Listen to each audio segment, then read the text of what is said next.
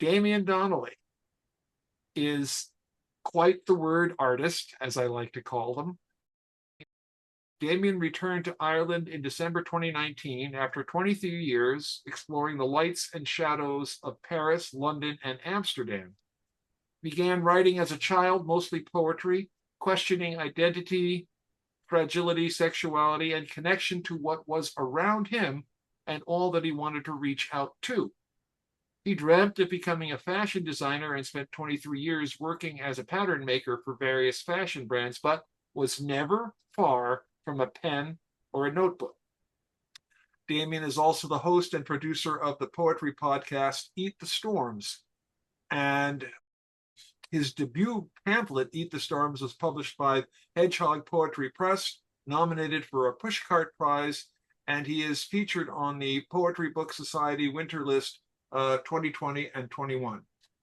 So there's more, but I want to hear him, and he has a beautiful voice. This man has a beautiful voice, and you will see the proof of that in just a matter of moments. So, Damien, welcome. Dan, thank you so much for having me. It's an absolute joy to be here. It's been an extraordinary evening of such voice, such vision, such diversity. Wow, I'm absolutely honored. I should start by saying perhaps good evening, but I think because I'm here in Ireland and it's 4 a.m., I should probably say good night. Sweet dreams to you all. Again, thank you, Dan, for having me here. Also, a huge thank you and a shout out to Karen Pierce Gonzalez for introducing us. She is the light of the literary community. Today for this session, I've decided to read 3 poems from each of my 3 collections. So I'm going to start at the end, at the most recent, with Back From Away, and then I'm going to end with Eat the Storms, which was my pamphlet, the original pamphlet that was first published by the Hedgehog Poetry Press. I've chosen 3 poems from each that all talk about journeys. I'm doing it in reverse, so starting at the end. So I'm here in Ireland, but as Dan said, I've spent years living in Paris, London, and Amsterdam. I came back to Ireland a few months before COVID, so I got locked down in the family cottage, which was built from my great-grandparents back in 1904. And during COVID, I spent so much of my time in the garden, gardening, chopping down trees, digging up roots, trying to get to the roots of all the plants that were probably planted by my grandparents, by my great-grandparents. However, and most importantly, I'm adopted. So therefore, the strange thing is, the closer you get to the roots of your family tree, the closer you are from your own. So I'm going to start with a poem from Back From Away, the new collection, which was published by Tourist Press, and this is called To Find Out What Lies Beyond the Scent of Lavender. Between my fingers I twirl calyx from whirl, and nostrils twitch at the memory of a scent that isn't mine. Chimes ring, cross-legged in the midst of a Buddhist chant, in a white room bearing no evidence of a door or the need for any exit. I was not born to the elixir of any lavender. I was the water to its oil, running early over its ease. Shown the door before I was able to identify the concept of all a room could hold. This isn't me. This scent now staining the epidermis. Tracing oils over prints, telling of individuality while I struggle to connect muscle, memory, and even attachment. Between fingers, my body tells me are mine. In a garden, I've trimmed back into a shape resembling familiarity without the roots of any original hold. I twirl the calyx of lavender, and scent explodes against a skin I'm still trying to get beneath. So that was the first poem. Thank you very much. Back From Away, the collection is all about returning home. It's all about coming back literally to the family home after 25 years of living in other countries, of calling all those other countries home. So when you come back to the original home, it makes you question what that word actually means. And as I said, I got locked down in the family cottage, this two-bedroom cottage on the edge of Dublin, close to the sea, in 2020. And it was there that I had to unpack all my boxes into this tiny little bedroom in the front of the cottage of all my adult life in all these other places that I called home. So this poem is called Between the Floorboards, and this is for Karen. This room is 17 floorboards wide. I know this because last year, when I thought 3 months too narrow to condense the memory of all my movement into such a small space, I painted over all the footprints twisted across its knots. Now, 5 months later, I've broken the floorboards into separate cities and tiptoe along their streets in different socks, recalling all the things I touch in the places these floorboards will never take me back to. Over time, their luster falls towards matte while my own skin grows paler than ever before. Here, at the Fingal end of floorboard number 14, in blue socks and family shadows on the far side of the water. 10 years ago, in Amsterdam, on the Lijnbaansgracht, tied to a canal wall, I lived on a boat 24 floorboards wide, but for its bed in the bow, only 2 boards deep.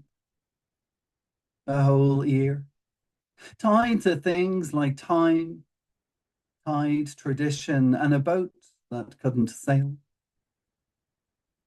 Here, at the northern edge of Dublin, the Dutch streets run along floorboard number 3, and when I reach a certain point in that board, I stop, remove my socks, and feel the run of current over stilled toe, to remember what it was like when I danced on the water. So from each of the 3 collections that I've chosen, and I've chosen 3 poems from each collection, I've chosen also a glimpse into someone else's journey, to see how far they got, to see whether they got out at all, or to see whether they had to return and come back and see what that's like. So this final poem from the Back From Away section is called Pieces of Our Past in Purses.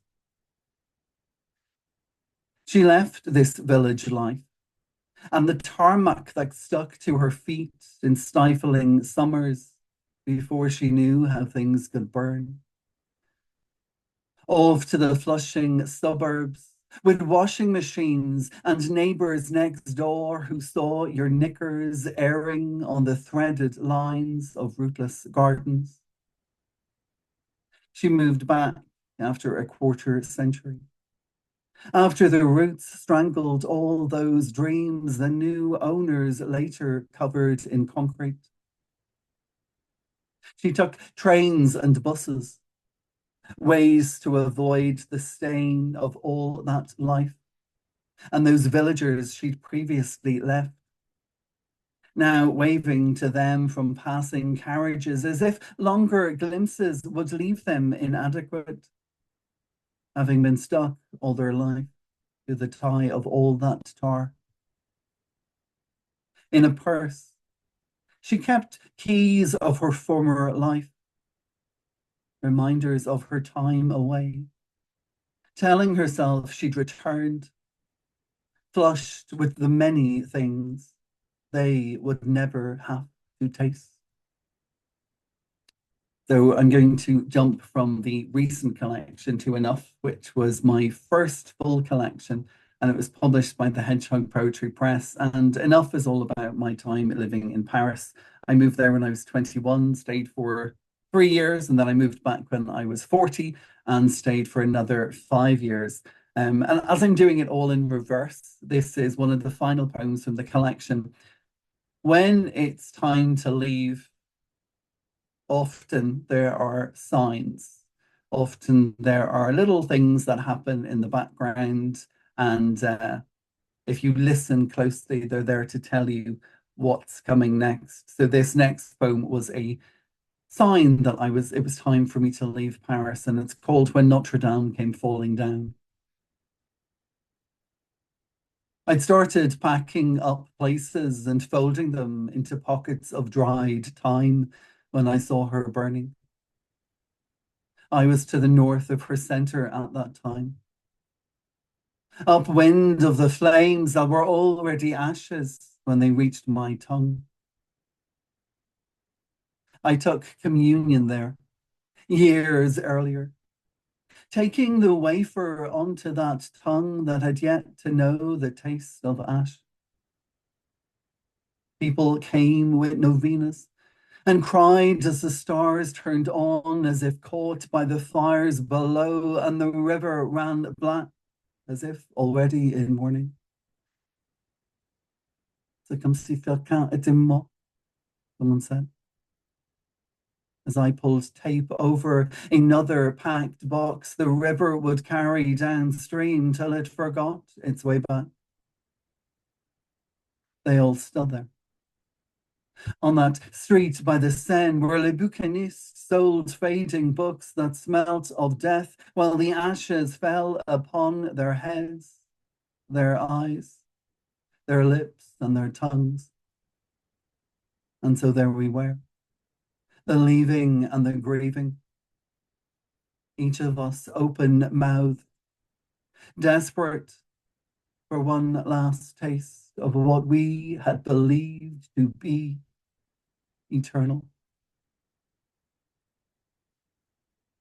So it was an extraordinary time. I literally was packing my bags, living close to Père Lachaise, the very sort of famous cemetery in Paris, when Notre Dame started burning, and you could smell it in the air, you could feel it. The last time when I lived in Paris, when I went back in my 40s, at one point I lived in the 14th arrondissement. So Paris is broken down into 20 different districts.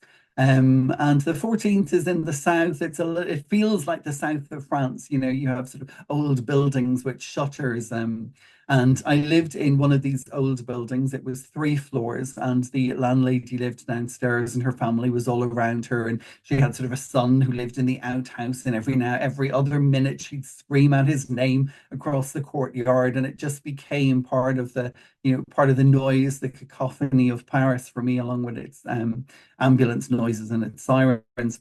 But this landlady, I feel like she was calling just to make sure that her children hadn't quite left her.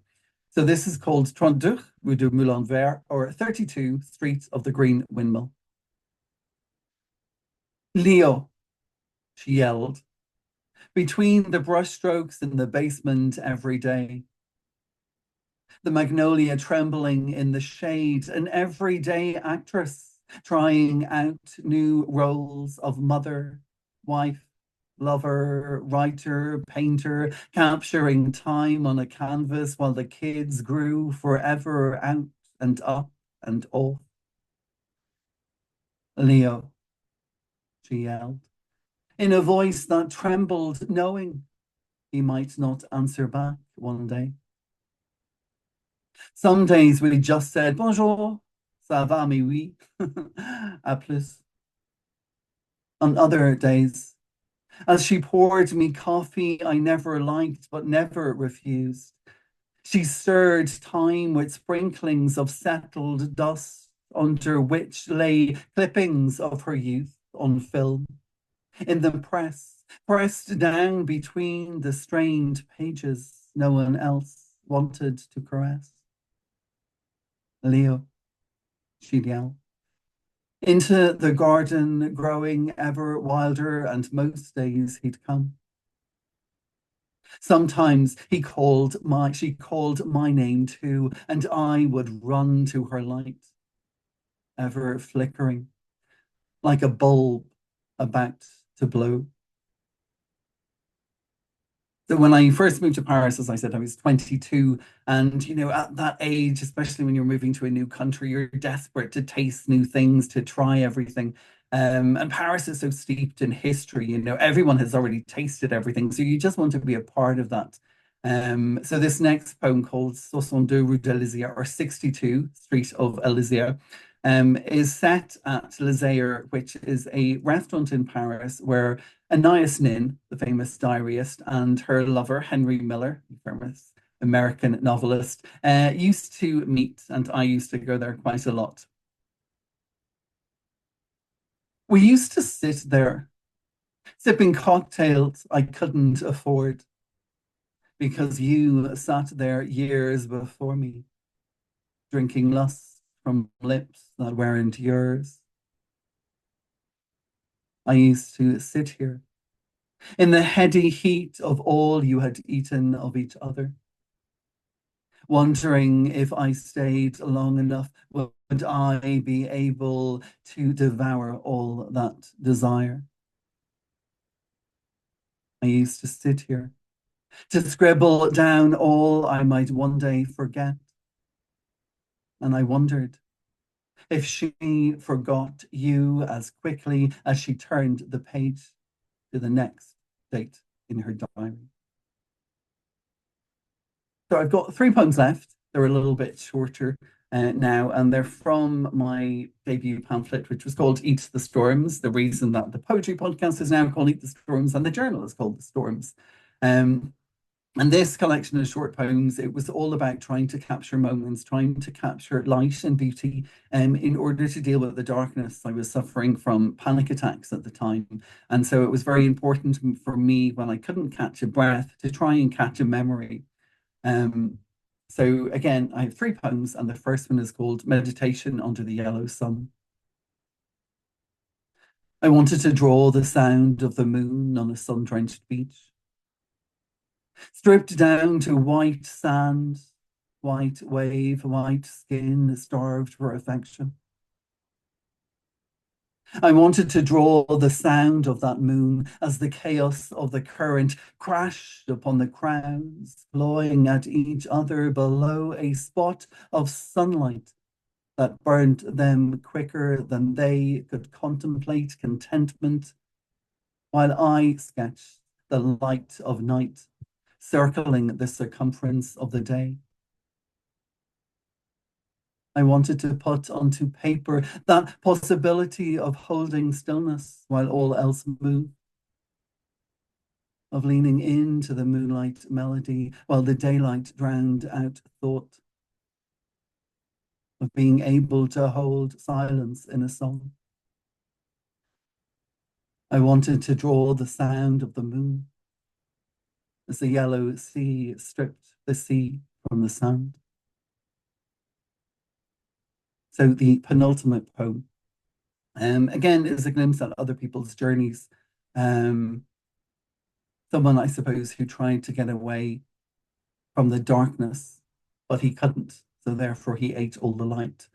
And this is called Tattered Brown Trousers. Father ate all the flowers in the back garden because he couldn't swallow the promise of happiness blooming within the home. He couldn't find his root within. Father left all the flowers in the front garden, too proud for others to see him pulling from the soil everything he needed help with, but had not been thought the words for. Father liked to laugh first when others lost, so that no one could hear his own loss tearing at him.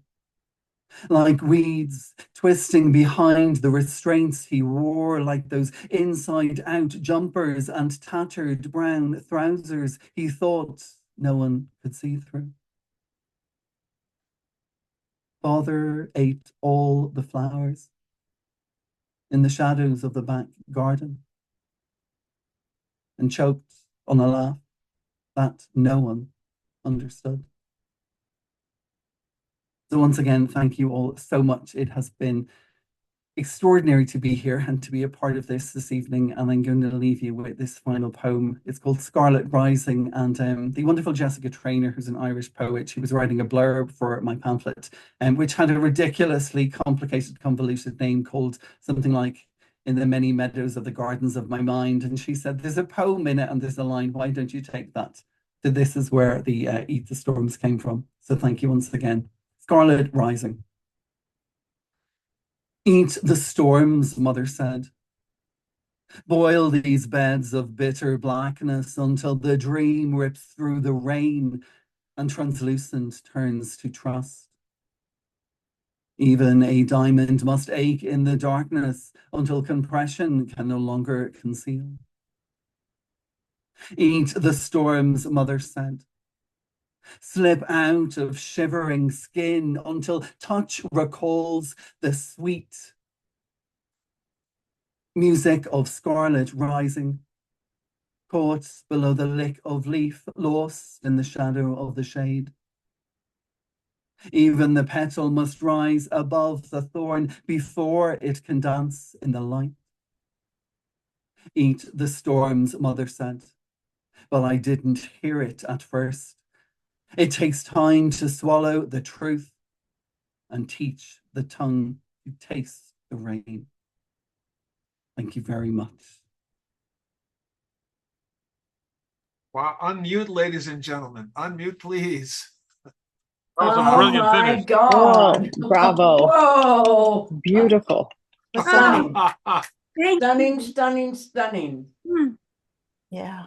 Wow, what a breath. Well, What a Karen can breath. pick them. Oh, well, hey, you know what? This man is a talent superior. Easy pick.